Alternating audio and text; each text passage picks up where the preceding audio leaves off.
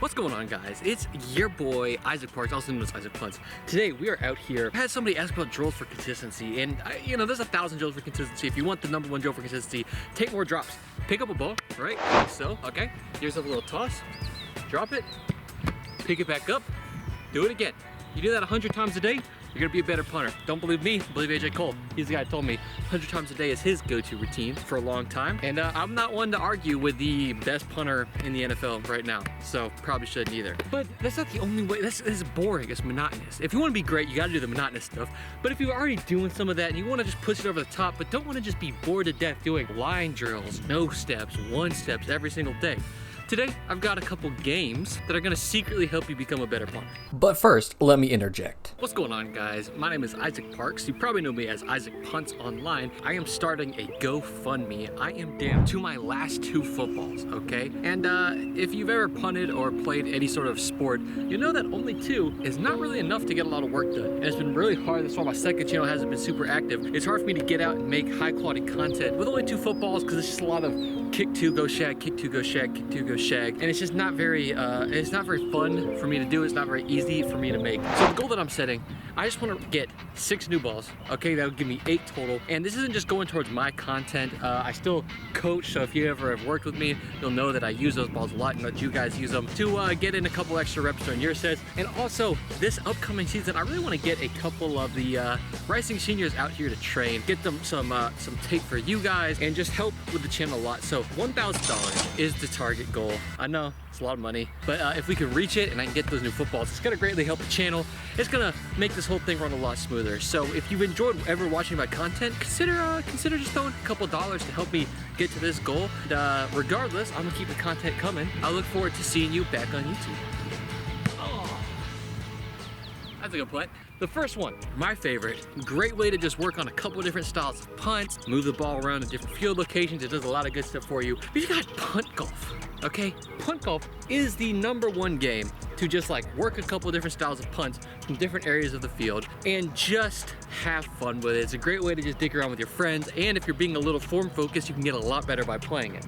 First of all, how to play. I typically start in the back of the end zone. This is just the most basic hole you can do. You can pick a bunch of different holes, but start in the back of the end zone, right? Great place to start because now I'm working on back of the end zone mentality. Then you play like golf. If you've never played golf before, go look up golf rules, but your whole goal is to get and hit a target somewhere on the opposite end of the field.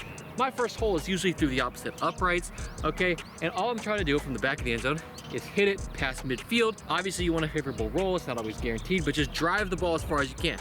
From there, you probably want to do about a pooch putt to get it set up where you can be really close to that target. And then the last punt, probably not something you're going to hit in a game, but you just kind of pooch it wherever you want to, hit it however you want to try to get it into that target through the uprights. Now there's another way you can turn this up a notch, but the base zone of going like distant punt, pooch punt, and then play it, very efficient way to just work on a good directional punt followed up by a good pooch punt. That's 2 different zones of the field. You can't go wrong. Now if you want to work on 2 spiral punts, one way that I like to do, I call it the par 2. If you're in high school, probably a par 3. Par 2 is you're pretty much just going from the back of the end zone and trying to get the ball through the uprights in 2 kicks. Now that sounds maybe pretty hard, but for me it's not so bad. But what it does really well, what it works on is your first ball is gonna go hopefully down the middle, and you're gonna have a really nice bounce to the right, to the left, and then you get set up for a really awesome directional punt. If you want to make it harder, you should get your first punt to try to land outside one of the hashes, and now you have 2 directional punts to work on, and it's typically going to be 1 punt of either direction, right? So if I punt it outside the right hash, I'm going to have to do a left punt to get it down the middle. Or if I punt it down the left hash, I've got to do a right punt to get it down the middle. Editor's note, or my note, I just got done shooting all the punt golf and the 2-part stuff. I did every single one of those in 1 take. Didn't miss a single time. I'm just too nice. I'm just too nice right now. That game right there, they're pretty much the same game. Automatically, one of the most fun things you can do.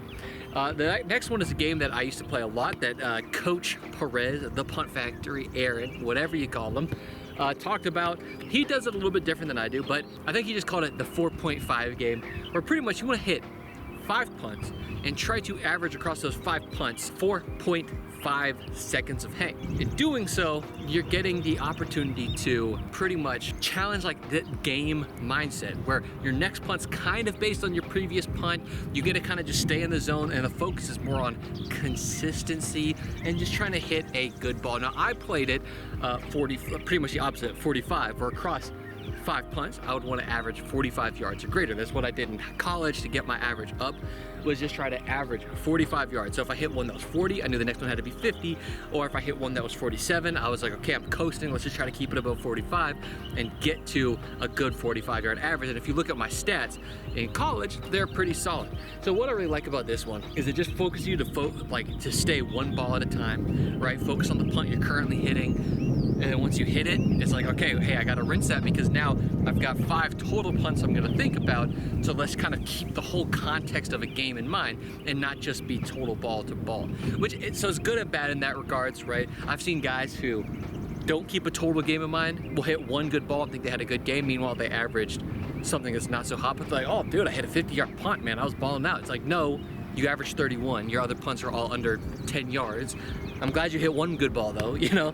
But at the same time, it also forces you to focus on a ball that you're hitting, but just in the larger context of the game in general. It's gonna help your in-game mentality a lot, and it's something I focused on. For that challenge, there's ways that you can make it harder. Now you can do a 45-yard punt, keep it outside one of the hashes, right? So if it lands inside the hash, it doesn't count, and you just nix it, or you subtract the total number of yards. So like if it lands inside the hash, that's -5 yards. If it lands in the middle of the field, that's -10. So now you have like that increased difficulty, increased challenge. The same thing, like it's gotta land outside the numbers. If it lands inside the numbers, it's -5. Inside the hash, -10. Inside the middle, -15. Just a lot of different ways that you can kind of really spice things up and force yourself to become a better punter while keeping it a pretty fun game-like mentality. Finally, if you have a punting partner, this is a really good one. I call it the spiral challenge, where you pretty much sit there with another person and see how many balls in a row can you go. Just spiral, spiral, spiral, spiral. I think my highest back when I was doing the punting diaries,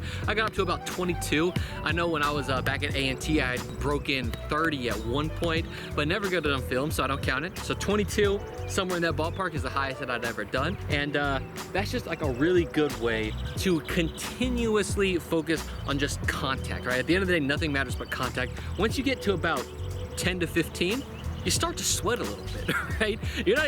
You're not even worried about how far it's going. You just want to see that thing spiral off your foot. And to me, that put me in such a good game mentality as far as consistency goes, where all I'm focused on is just getting the ball to turn over. And you'd be surprised how far just turning a ball over can get you in a game of football. Because most of the time, I mean, what's your spiral? Are you really gonna spiral a ball less than 30 yards? Are you really gonna spiral a ball less than 35? If you're a college punter, are you really gonna spiral a ball less than 40?